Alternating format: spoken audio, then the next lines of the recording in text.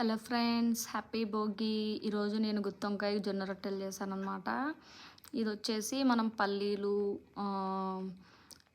వెల్లుల్లి, కారం, ఉప్పు, పసుపు ఇలాంటివన్నీ వేసి మిక్సీకి వేసేసి మనం అది వంకాయలు స్టఫ్ చేసుకుంటాం అనమాట.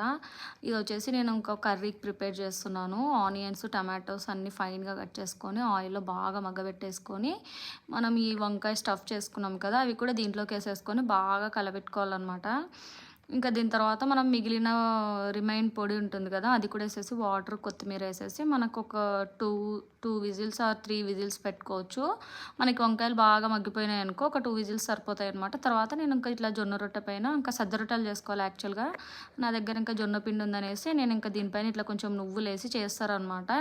అంటే ఈ పండగకి ఇలాగే చేసుకుంటారు, అందుకనేసి నేను కూడా ఇట్లనే చేసినాను. ఇంకా మీరు ఈ కర్రీ ఇవన్నీ రెసిపీస్ కావాలంటే నాకు కొంచెం కమెంట్ చేయండి ఫ్రెండ్స్, నేను పెట్టేస్తాను మీకు. అందరికీ హ్యాపీ భోగి, ఎంజాయ్. నచ్చితే లైక్ చేయండి ఫ్రెండ్స్.